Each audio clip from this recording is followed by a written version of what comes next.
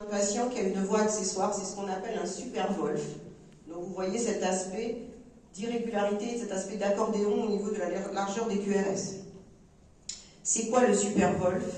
Quand on a une voie accessoire, on peut avoir deux types en fait de tachycardie.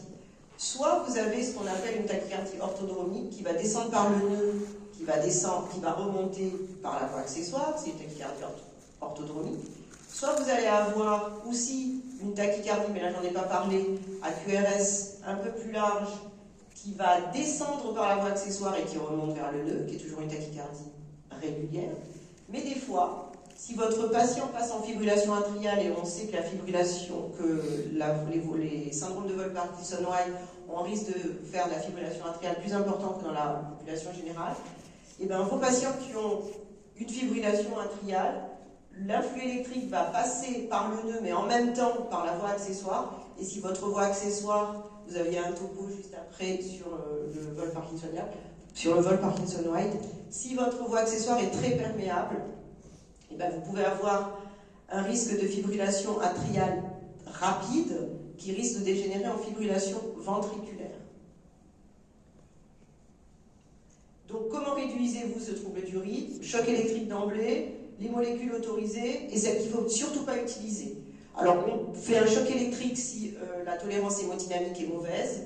Les molécules qui sont autorisées, c'est toutes celles qui jouent sur la voie accessoire, c'est-à-dire en indication de classe 1, les antiarythmiques de classe 1 et éventuellement la miodarone. Et ce qu'il faut absolument quand vous avez un électrocardiogramme pareil, proscrire, éviter, c'est tout ce qui ralentit le nœud auriculo-ventriculaire. C'est surtout pas utiliser de bêta-bloquants ou d'inhibiteurs calciques. Parce qu'en ralentissant l'influx dans votre voie, votre nœud auriculo-ventriculaire, vous allez faciliter le passage de l'influx par la voie accessoire et vous allez avoir une fibrillation atriale de plus en plus rapide.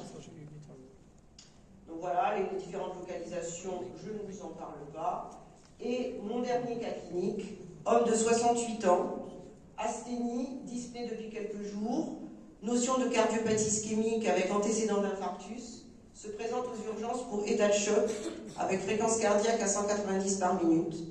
Vous êtes devant une tachycardie régulière à QRS large, vous ne devez même pas réfléchir, c'est une tachycardie ventriculaire jusqu'à preuve du contraire.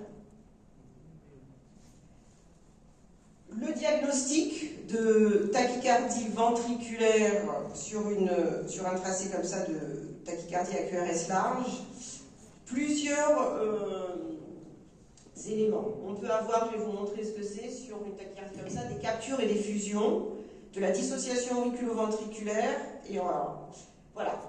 Vous avez un tracé de tachycardie à QRS large.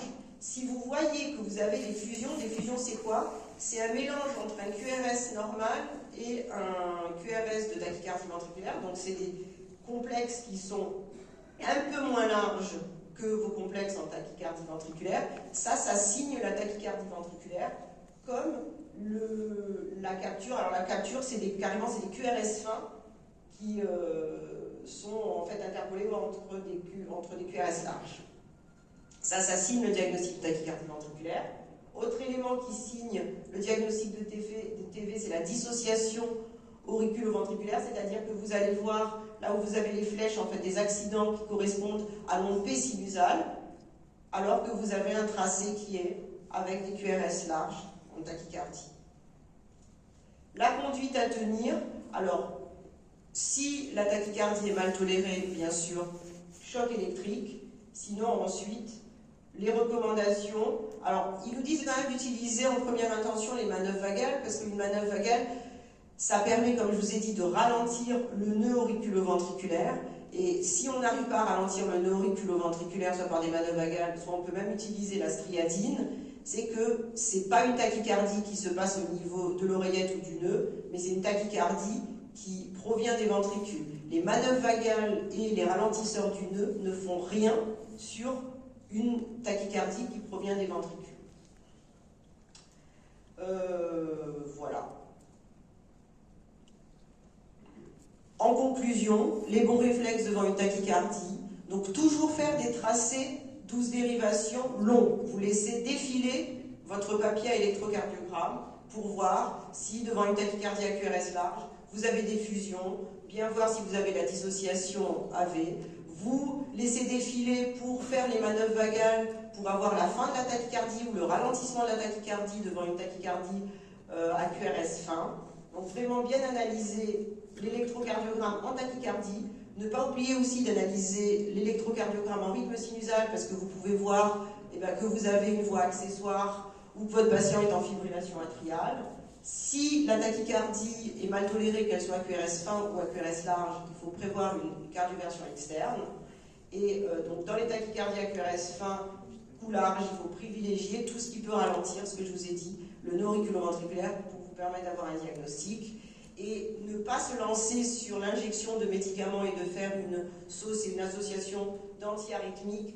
Vous n'utilisez pas des antiarythmiques avant vraiment d'avoir le diagnostic électrocardiographique. Je vous remercie.